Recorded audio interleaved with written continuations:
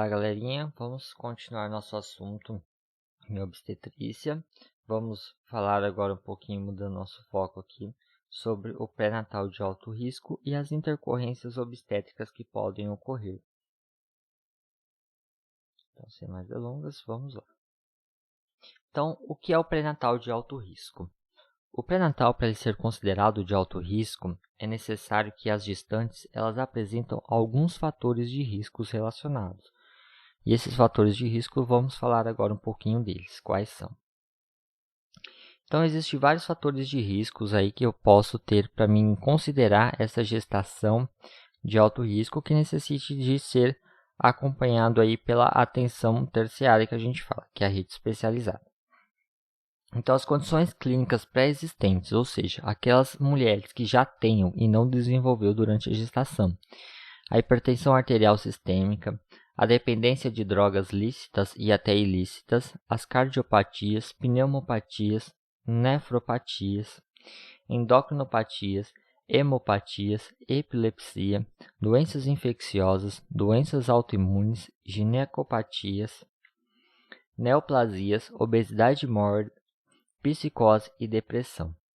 Então, todas essas condições clínicas pré-existentes são consideradas aí pré-requisitos para que essa gravidez, essa gestação, seja considerada de alto risco e referenciado para o hospital de referência. Doenças infectocontagiosas vividas durante a gestação atual, como infecções de repetição, itu, doenças de trato respiratório, rubéola, toxoplasmose e etc. Intercorrências clínicas também, que são aquelas que vai acontecer durante a gravidez, que vai atingir um alerta e ser encaminhado para a atenção terciária, essa gestante. Doenças hipertensivas específicas na gestação, e claro que isso na gestação atual, se nas anteriores teve, não necessariamente nessa vai ter também. Então tudo isso caracteriza uma gestação de alto risco. As doenças hipertensivas vamos ver mais adiante que pode causar a eclâmpsia. Doenças clínicas diagnosticadas pela primeira vez na gestação. Então, se essa mulher ela tem cardiopatia, se ela tem alguma endocrinopatia que foi identificada durante os exames, durante a rotina aí do acompanhamento dessa mulher nessa gestação atual, então é considerado uma intercorrência clínica que eleva o grau de atenção a essa mulher, o grau de risco dessa gestação. O retardo do crescimento intrauterino, ou seja, uma criança que ela está com um crescimento, um desenvolvimento abaixo do normal, é considerado também uma intercorrência clínica e requer atenção terciária. O trabalho de parto prematuro, placenta prévia, também intercorrências clínicas. Amenorrex prematura, abaixo de 37 semanas. A amenorrex prematura é o rompimento da bolsa amniótica. E sangramento de origem uterina também. A isoimunização de RH que a gente fala, que é o RH negativo, se essa mulher já teve e não foi vacinada. Malformação fetal confirmada. Macrosomia, ou seja, um bebê com um tamanho macrossômico, ou seja, muito grande, tá? As macrosomias de concepto com patologias. Em intercorrências obstétricas, vamos ter doenças hipertensivas específicas na gestação. Vamos ter também intercorrências como a APP, que é a placenta prévia, o descolamento prematuro da placenta, que é a DPP, e a preência ectópica e a amenorrex prematura também. Vamos falar um pouquinho de cada uma dessas intercorrências obstétricas. Vamos começar com as doenças hipertensivas específicas da gravidez, ou seja, aquelas doenças que são específicas da gravidez e que estão relacionadas com a pressão arterial. Uma delas podemos chamar de pré-eclâmpsia leve e a pré-eclâmpsia grave. Então, todas elas relacionadas com a pressão arterial.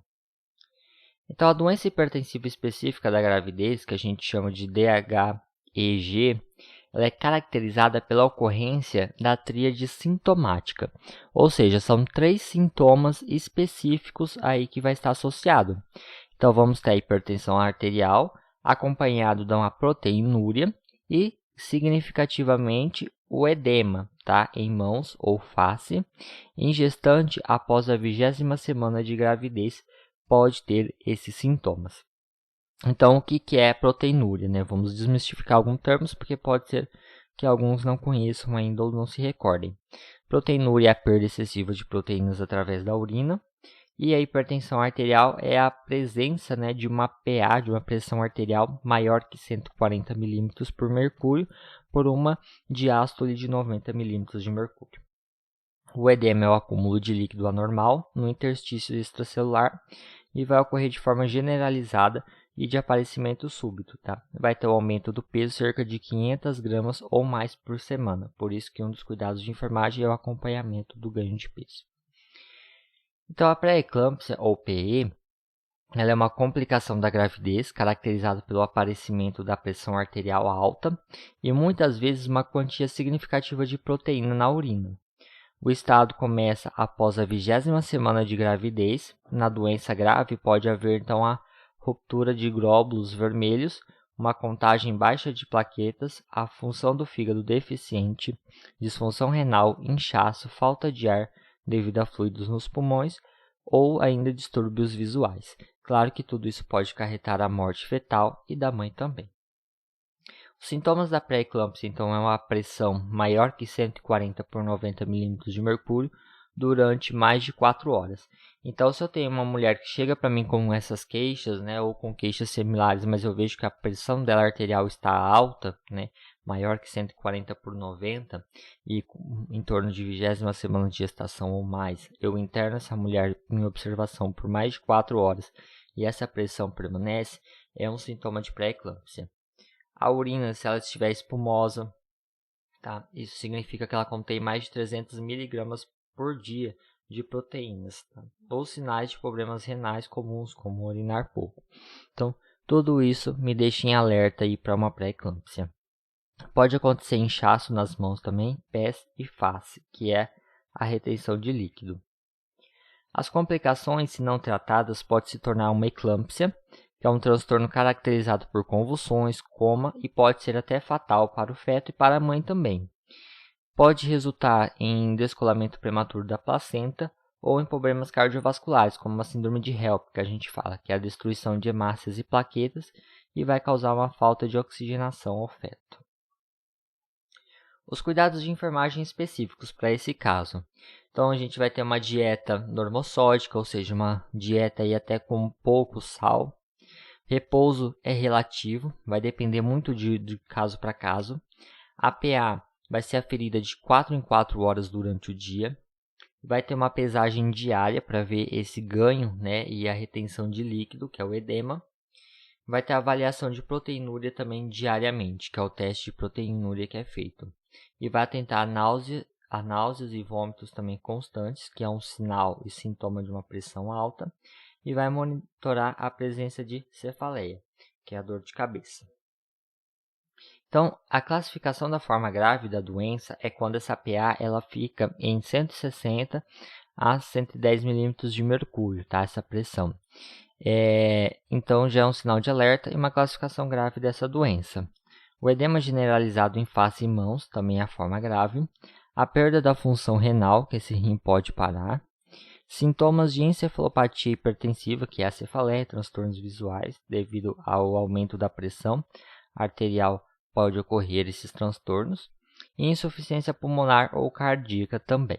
Tá? Então, é sempre necessário a presença de um ou mais desses itens aqui para ser classificado como uma forma grave da doença.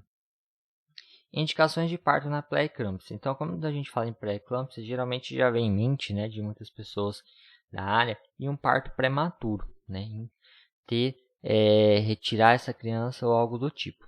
Então, na parte materna, a gente vai ter o aumento persistente da pressão arterial até níveis de gravidade. Então, se chegar a níveis de gravidade, essa criança ela tem que ser retirada. Pode causar cefaleia grave, os distúrbios visuais que a gente já falou, dor epigástrica persistente, as contagens de plaqueta menor que 100.000. Pode ter também aí a deteriorização da função hepática, da função renal, suspeita de descolamento da placenta, que é a PP, a DPP, que é o descolamento prévio da placenta. Trabalho de parto com sangramentos pode ocorrer devido também a esse aumento da pressão. Para a parte fetal, vai ter uma restrição grave de crescimento, então essa criança ela não vai crescer. Vai ter uma suspeita de comprometimento da vitalidade desse feto, né? E o oligohidrogrâmio que a gente fala, né? Oligodrâmio. O oligodrâmio é o pouco líquido amniótico e também a maturidade do feto. Muitas vezes ele não vai chegar à sua maturidade final por ter que retirar antes. Outra patologia associada é a APP, que é a placenta prévia, que a gente fala. A placenta prévia, ela é definida como uma placenta que ela se implanta total ou parcialmente, tá, no segmento inferior do útero. Então, aqui é um problema de implantação dessa placenta, no local que ela se implanta. Então, a gente tem a placenta normal, que ela vai se implantar, né, nas laterais desse colo uterino, desse útero, né, do saco gestacional. E as placentas prévias, tem a parcial e tem a total. A parcial que pega parcialmente o canal de saída dessa criança do nascimento e a placenta prévia total que cobre toda essa saída desse feto. Então a classificação da placenta prévia total é quando ela recobre totalmente o orifício interno do colo do útero, como mostra aqui na imagem. Esse fenômeno que acontece por essa implantação incorreta da placenta. E a parcial, quando ela recobre parcialmente o orifício interno do colo do útero, que nem mostra nesta imagem aqui que a gente já viu. Então, os fatores de risco, né, são cesáreas prévias. Então, quando realizado cesáreas prévias, tem um risco aumentado para essa patologia. Se já foi submetido a curetagens, se já teve multiparidades, né, em intervalos de tempo curto, ou seja, teve vários filhos, vários partos em um tempo muito curto. Se teve gemelaridade e o tabagismo também influencia. Qual que é o quadro clínico dessa patologia? É o sangramento indolor, ou seja, essa mulher não sente dor, mas vai ter um sangramento acontecendo. E a presença de sangramento sentinela, que a gente fala que é entre a 26ª e até a 28ª semana, tá? Então esse sangramento sentinela, ele pode ser por uma PP, uma placenta prévia. Nesses casos, a gente não realiza o toque vaginal, tá? Até se ter a localização exata dessa placenta, porque se ela estiver ali perto desse orifício, eu posso estar tocando essa placenta e estimulando aí o seu rompimento e o seu descolamento. A conduta, então, vai sempre monitorar esses sangramentos da mãe, os sinais vitais da criança também, vai fazer uma tipagem sanguínea para casos mais graves e já pedir a reserva de sangue. Um hemograma completo para ver contagem de sangue como está. O coagulograma, que é o TAP, para ver a disponibilidade e a predisposição dessa mulher a ter um sangramento maior. O ultrassom vaginal e o acompanhamento psicológico também deve acontecer com o psicólogo. As complicações, então, é um parto pré-termo que a gente fala, né, que é aquela criança que vem antes do tempo, principalmente nas placentas completas. Pode ter o acretismo placentário também, que é essa placenta acreta que a gente fala, ela gruda de uma forma muito mais forte nas paredes, né, do útero e ela não sai. Tem hemorragias graves também e pode acontecer a ruptura do saco amniótico antes do tempo. Gravidez ectópica, então, é quando a anidação e o desenvolvimento do óvulo ele ocorre de forma incorreta, né? E isso vai se dar na cavidade aí endometrial. Então, ele vai ocorrer geralmente na anidação nas trompas de falópio, que a gente fala. Então, essa é uma preense ectópica. Uma patologia até comum, tá? Ela causa uma dor intensa, sangramento, são os sintomas os mais importantes desse tipo de gravidez. Em quase todos os casos, a dor está presente, tá? Porque essa gestação, ela começa a crescer o produto gestacional nessa trompa de falópio, que não é a estrutura própria para isso, e ela é extremamente fina, delgada, né? Com isso vai tendo um estiramento aí e a dor. O sangramento ocorre em pequena ou grande quantidade, dependendo do caso. Sintomas que podem acontecer são náuseas, vômitos devido à dor, dor abdominal baixa, né, que é a dor baixo ventre, distensão abdominal, pode ocorrer febre também e o abdômen ele fica muito doloroso à palpação. Quando essa trompa ela rompe, né, pode acontecer aí sintomas de palidez, sudorese, extremidades frias, pulso fino e rápido, tá? Pode até acontecer hipotensões e ter sinais de hemorragia interna aí dentro do abdômen. O tratamento é sempre cirúrgico, pode ser conservador ou radical. Então, pode fazer um tratamento conservador dessa trompa, dependendo do comprometimento dela, ou radical, até a retirada dela. O conservador, a trompa, ela é preservada através de uma salpingectomia, que a gente fala, tá? Então, a salpingo, ela vai ser feita de forma linear e ainda vai manter a estrutura dessa trompa. Não há garantias de funcionalidade. E a radical realiza a salpingectomia, que é a retirada total dessa estrutura. Ambos podem ser realizados por laparoscopia, que é a cirurgia feita por vídeo, ou a laparotomia, que é a cirurgia aberta. A DPP, que é o descolamento prematuro da placenta, é a separação da placenta do útero. Isso ocorre em gestações acima de 20 semanas e antes da expulsão do feto. Então, essa criança ainda fica dentro da cavidade uterina, dentro do saco gestacional, não há o trabalho de parto, mas essa placenta ela se descola, assim essa criança perde aí suas fontes nutricionais. Então, os fatores de risco para que isso aconteça é a hipertensão, tá? Seja ela persistente ou somente na gravidez. Pode ter a ruptura prematura de membranas ovulares e pode ter também as cesáreas prévias. Tudo isso são fatores de risco, como o tabagismo, a idade materna avançada, o polidrâmio, que é a gestação gemelar também, a DPP em gestações anteriores e algum trauma abdominal.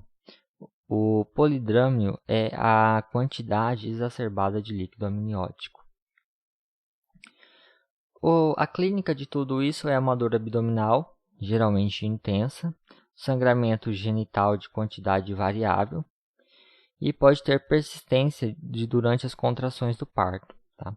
E é o histórico também de hipertensão, pode levar a esse quadro clínico. Então, qual é a conduta com o técnico de enfermagem frente a essa situação? Vai promover um acesso venoso calibroso, um acesso venoso patente, que a gente fala com uma Bocate 18, 16 preferencialmente. Vai considerar o acesso duplo, então vai ter um acesso a mais ali para caso de necessidade de transfusões de hemoderivados, em caso de sangramentos excessivos. Então eu posso ter um acesso venoso 18, por exemplo, e um 20 para medicação, algo do tipo assim. A sondagem vesical de demora pode ser considerada como deve ser feita, porque essa mulher ela vai ter que ter o menos de movimentação possível. Vai preparar o centro cirúrgico em caso da ausência de contração uterina para a esterectomia total. E vai fazer a instalação também de ocitocina, conforme a prescrição médica, para estimular a expulsão do produto gestacional e reduzir também hemorragias. Então, sempre a ocitocina vai estar junto nesses dois casos. Mesmo que forma cesariana, vai estar presente para fazer essa contração uterina e diminuir o sangramento. Em caso de feto vivo, vai realizar a interrupção da gestação pela via mais rápida, ou seja, tanto via vaginal quanto a via cesariana, o que tiver disponível na localidade. Né? Se eu não tenho material e estrutura suficiente para fazer uma cesárea, a via mais rápida é a via vaginal. Se eu tenho uma via mais rápida, que é a cirúrgica, eu vou optar pela cirurgia. E vai auxiliar e dar o suporte em todos os procedimentos.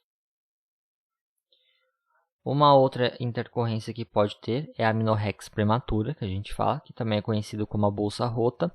É a ruptura prematura da membrana amniótica antes do início do trabalho de parto. Ou seja, a membrana amniótica ela vai se romper, né, antes do trabalho de parto, que a gente fala. Pode ficar até 24 horas, geralmente com a bolsa rota, que a gente fala, tá? Que essa criança não tem nenhum problema. Ela é classificada quando acontece em menos de 37 semanas. Ela é classificada como RPM, que é a ruptura prematura da membrana pré-termo, ou acima de 38 semanas, que é classificado como RPM também, que é a ruptura prematura de membranas, só que no termo, tá? Então a criança já está a tempo.